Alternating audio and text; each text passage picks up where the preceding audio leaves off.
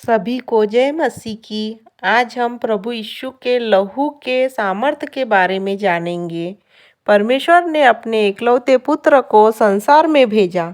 यूहन्ना बपतिस्मा देने वाले ने यीशु को देखकर कहा, देखो यह परमेश्वर का मेमना है जो संसार का पाप उठा ले जाता है। आमीन।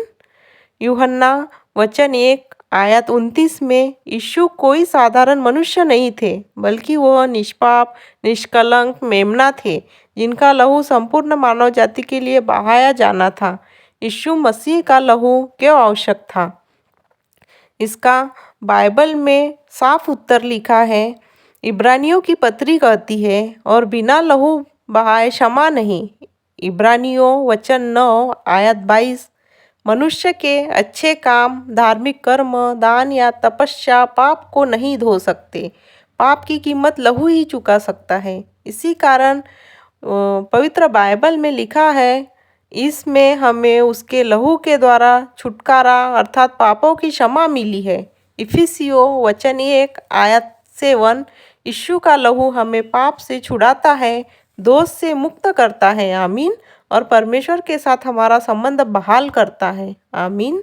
यीशु ने अपना लहू अचानक नहीं, बल्कि पूरी पीड़ा के साथ बहाया। गतसमनी के बाग में जब वह प्रार्थना कर रहे थे, तब उनका पसीना लहू की बूंदों के समान हो गया। लूका वचन 22 आयत 44। इसके बाद उन्हें कोड़े लगाए गए, कांटों का मुकुट पहनाया गया, उनके हाथों और पैरों में कीलें ठोकी गई और अंत में उनकी पसली में भाला मारा गया। यह सब हमारे लिए हुआ। यशायाह भविष्यद्वक्ता पहले ही लिख चुका था, वह हमारे अपराधों के कारण घायल किया गया, उसके कोड़े खाने से हम चंगे हो गए। आमीन। यशायाह 53 का 5 आयत।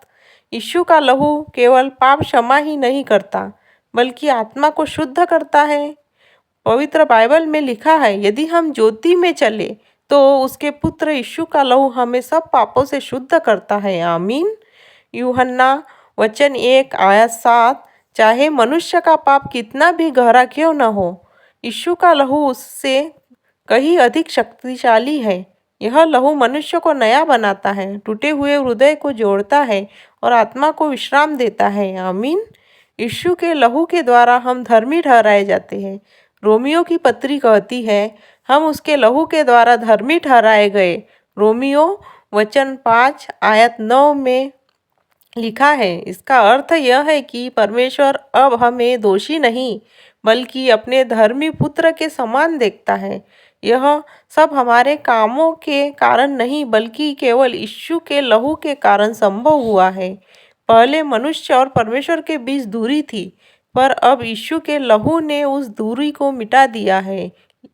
लिखा है, अब तुम जो पहले दूर थे, मसीह के लहू के द्वारा पास आ गए हो। आमीन।